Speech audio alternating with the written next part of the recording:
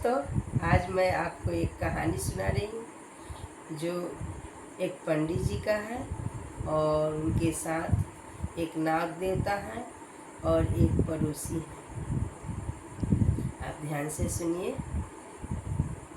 एक गांव में एक पंडित जी रहते थे, बहुत गरीब थे। उनके 2 बच्चे थे। वह अपने जीवन पालन अपने गांव के जजमंडा से करते थे। उसी जजमंडा से वो अपना खाना पीना चलाते थे किसी तरह। एक दिन वो कहीं जा रहे थे तो उनको मन में ख्याल आया कि आज चलते हैं गंगा जी के तट पर और आज गंगा जी को हम अपना कथा सुनाएंगे। बहुत खुशी मन से गए और गंगा जी के तट पर बैठ गए और अपना किताब खोला और कथा सुनाने लगे। बहुत प्रेम से कथा सुनाए। वहाँ एक बिल में नाग देवता रहते थे। नाग देवता ने बहुत प्रेम से कथा सुना।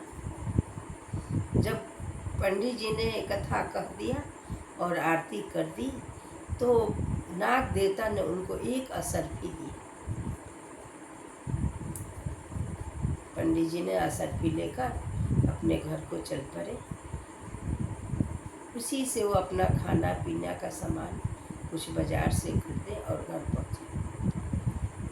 धीरे धीरे रोज पंडित जी यही करते थे, गंगा जी के तट पर जाते थे और कथा सुनाते थे और नाग देवता रोज उनको एक असरफी देते थे। कुछ दिन बीत गया, पंडित जी बहुत सुखी हो गए, परिवार भी सुख चैन अमन सुख चैन हो गया। पंडित जी इसी तरह कुछ दिन बहुत दिन बीत गया तो उनके पास उनका पड़ोसी आया। बोला, पंडित जी आप की नौकरी लग गई है, आप कहाँ नौकरी करते हो? देख रहे हैं आपके घर में सब सुख सुविधा के सामान हो गए हैं, आपके बच्चे बहुत खुशी तरह से रहते हैं, पढ़ लिख रहे हैं, सब अच्छा हो रहा है। पंडित जी बोले, हाँ। पंडित जी भोला थे, उनको समझ में नहीं आया। वो बोले, हाँ देखिए ना, मैं एक कथा कहता हूँ गंगा के तट पर, वहाँ एक नाग देवता है, वो हमको रोज एक असरफी देते हैं। वो असरफी मैं लेके उसी से मैं अपना परिवार चलाता हूँ।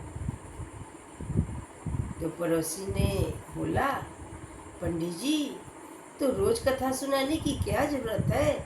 आप एक लाठी लेके जाओ और नाग को मार देना और कोदारी से कोड़कर पूरा असरफी उनका निकाल लेना। पंडित जी बोले, ना, वो नाग देवता ना देव है, वो हमारे घर की गृहस्थी खुशी खुशी चला रहे हैं, इसी तरह चलने दे, नाग देवता की जय हो जय हो। पंडित जी जब बोले तो अब जो पड़ोसी था उसका तो हाल बिगड़ गया।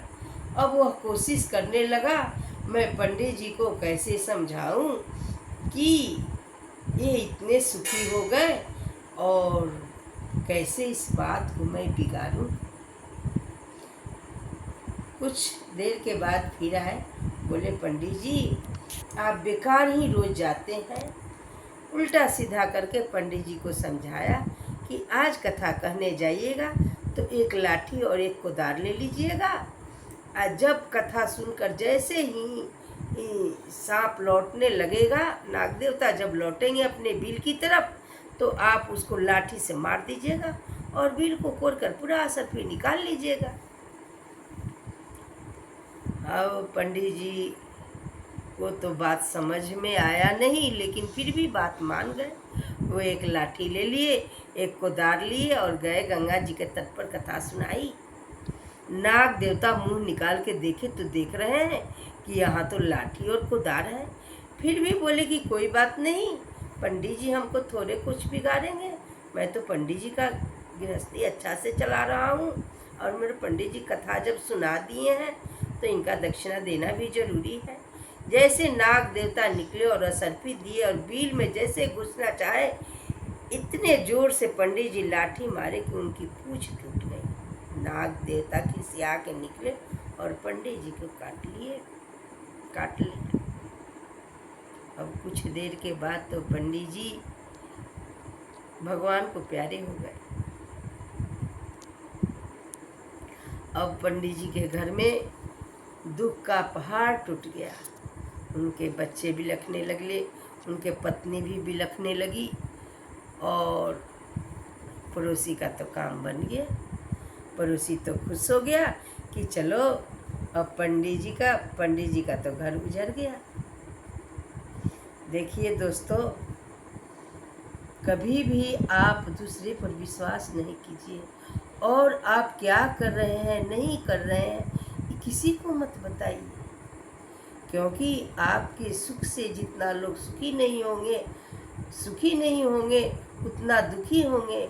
इसलिए मैं आग्रह करके कह रहा हूँ कि आप अपने पड़ोसी से कुछ मत बनाइए।